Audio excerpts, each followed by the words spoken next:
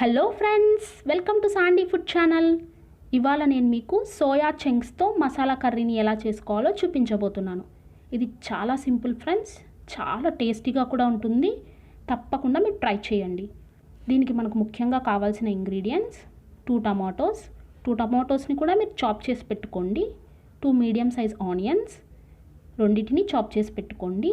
వాటితో పాటు green chillies, వాటిని కూడా చాప్ చేసి పెట్టుకోండి. అలాగే 20 మినిట్స్ పాటు నానబెట్టిన సోయా చంక్స్ కూడా కావాలి. అన్నిటికంటే ముఖ్యంగా మనకు పాలకూర కావాలి. సగం కట్ట పాలకూరని నేను తీసుకుంటున్నాను. ఇప్పుడు మనం ముందుగా ప్యాన్ పెట్టుకొని అందులో 5 టేబుల్ స్పూన్స్ ఆయిల్ యాడ్ చేసుకొని, ఆయిల్ కాస్త ఫ్రై అయిన తర్వాత అందులో 1 టేబుల్ స్పూన్ ఆవాలు, 1 టేబుల్ స్పూన్ జీలకర్ర ఈ విధంగా యాడ్ చేసుకొని, తర్వాత కరివేపాకును కూడా యాడ్ చేసుకొని ఇవి కాస్త ఫ్రై అయ్యేదాకా వేయించుకుందాం. ఇవి కాస్త ఫ్రై అయిన తర్వాత ఇందులో మనం ఆనియన్స్ని యాడ్ చేసి పెట్టుకుందాం. నేను 2 ఆనియన్స్ని కట్ చేశాను ఫ్రెండ్స్. అందులో 1 ఆనియన్ని ఇప్పుడు యాడ్ చేసుకున్నాను. ఇవి కూడా కాస్త ఫ్రై అయిన తర్వాత ఇందులో మనం ముందుగా చాప్ చేసి పెట్టుకున్న ఒకే ఒక టమోటాని మాత్రమే యాడ్ చేసుకుందాం. ఇప్పుడు వీటన్నిటిని బాగా ఫ్రై చేసుకుందాం.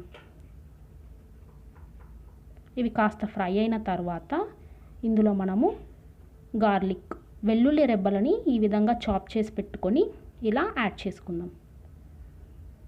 ఆ తర్వాత సగం కట్ట పాలాకులో సగాన్ని తీసుకొని ఇందులో యాడ్ చేసుకుంటున్నాను.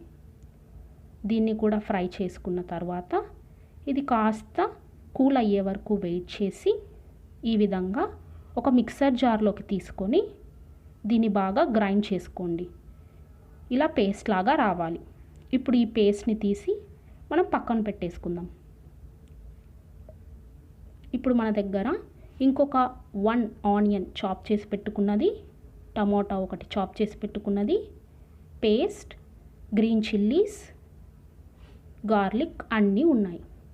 ఇప్పుడు మనం ఆయిల్ పెట్టుకొని ఆయిల్ ఫ్రై అయిన తర్వాత అందులో మళ్ళీ కొన్ని ఆవాలు, జీలకర్ర, శనగబేడలు యాడ్ చేసుకొని ఇవి కాస్త ఫ్రై అయ్యే వరకు వెయిట్ చేద్దాం. ఇవి ఫ్రై అయిన తర్వాత ఇందులో గార్లిక్ని మనం చాప్ చేసి పెట్టుకున్నాం కదా, అవి, ఆనియన్స్ చాప్ చేసి పెట్టుకున్నవి, అలాగే చిటికెడు పసుపు, అలాగే మనం సగం పాలకూరని మాత్రమే ఉపయోగించుకున్నాము. మిగిలిన సగం పాలకూరని ఇప్పుడు యాడ్ చేసుకున్నాము. వాటితో పాటు గ్రీన్ చిల్లీస్, టొమాటోను కూడా యాడ్ చేసుకున్నాము. మనం అన్ని ఇంగ్రీడియంట్స్ని ముందు ఈ విధంగా ఫ్రై చేసుకున్నాం ఫ్రెండ్స్. వాటిని మనం పేస్ట్ లాగా చేసి పెట్టుకున్నాము. ఇప్పుడు అవే ఇంగ్రీడియంట్స్ని మళ్ళీ ఈ విధంగా ఫ్రై చేసుకున్నాము. ఇప్పుడు పేస్ట్ లాగా చేసుకున్న ఇంగ్రీడియంట్స్ని కూడా యాడ్ చేసుకుంటున్నాం. దీనివల్ల ఫ్లేవర్ డబల్ అవ్వడమే కాకుండా టేస్ట్ కూడా చాలా బాగుంటుంది. తప్పకుండా మీరు పేస్ట్ని చేసే ఈ విధంగా తయారు చేసుకోండి. ఇప్పుడు ముందుగా నానబెట్టుకున్న సోయా చంక్స్ని ఈ విధంగా 2 పార్ట్స్గా కానీ లేదా 4 పార్ట్స్గా కానీ ఇలా తుంచి పక్కన పెట్టుకోండి.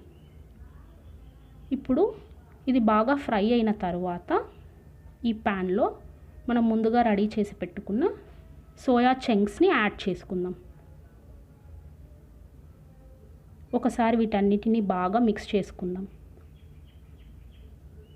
మిక్స్ చేసేటప్పుడు కొంచెం స్లోగా మిక్స్ చేసుకోండి ఫ్రెండ్స్, లేదంటే సోయా చంక్స్ పొడి అయిపోతాయి.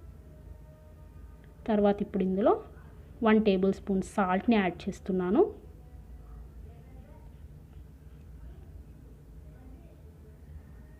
ఆ తర్వాత ఇందులో కొరియాండర్ పౌడర్, ధనియాల పొడిని కూడా నేను యాడ్ చేస్తున్నాను. నేను అన్నిటినీ 1 టేబుల్ స్పూన్ యాడ్ చేస్తున్నాను ఫ్రెండ్స్. మీరు మీ టేస్ట్కి తగ్గట్టు యాడ్ చేసుకోండి. ఆ తర్వాత రెడ్ చిల్లీ పౌడర్, కారపొడిని కూడా నేను 1 టేబుల్ స్పూన్ యాడ్ చేశాను. ఇప్పుడు వీటన్నిటిని ఒకసారి బాగా మిక్స్ చేసుకోండి. తర్వాత గరం మసాలా కూడా 1 టేబుల్ స్పూనే యాడ్ చేసుకోండి. ఇవన్నీ బాగా మిక్స్ అయ్యే వరకు ఒక 30 సెకండ్స్ పాటు స్లోగా నెమ్మదిగా మిక్స్ చేసుకోండి. So that soya chunks smash అవ్వకుండా ఉంటాయి. ఇవి కాస్త ఫ్రై అయిన తర్వాత ఇందులో నేను ఎగ్జాక్ట్గా 2 గ్లాసెస్ వాటర్ యాడ్ చేస్తున్నాను ఫ్రెండ్స్. మీరు కొంచెం గ్రేవీ ఎక్కువ కావాలనుకుంటే 3 గ్లాసెస్ వాటర్ని యాడ్ చేసుకోండి. ఇప్పుడు వీటిని ఒకసారి బాగా మిక్స్ చేయండి. ఇప్పుడు మూత మూసేసి కొంచెం సేపు మనము వెయిట్ చేద్దాం. ఒక 10 to 15 మినిట్స్ వరకు వెయిట్ చేద్దాం.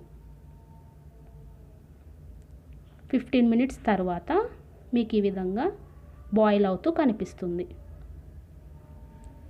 ఇంకొక 5 మినిట్స్ మూత మూసి మనం వెయిట్ చేద్దాం. అప్పుడు మన సోయా చంక్స్ పూర్తిగా బాయిల్ అయిపోయి ఉంటాయి మనకు. చూసారా, పూర్తిగా మన సోయా చంక్స్ ఏ విధంగా బాయిల్ అయిపోయి ఉన్నాయో. నాకు గ్రేవీ ఇంత వద్దు కాబట్టి నేను ఇంకొక 10 మినిట్స్ పాటు దీన్ని మూత మూసేసి ఉంచుతాను. మీరు ఈ స్టేజ్లో అయినా దింపేసుకోవచ్చు.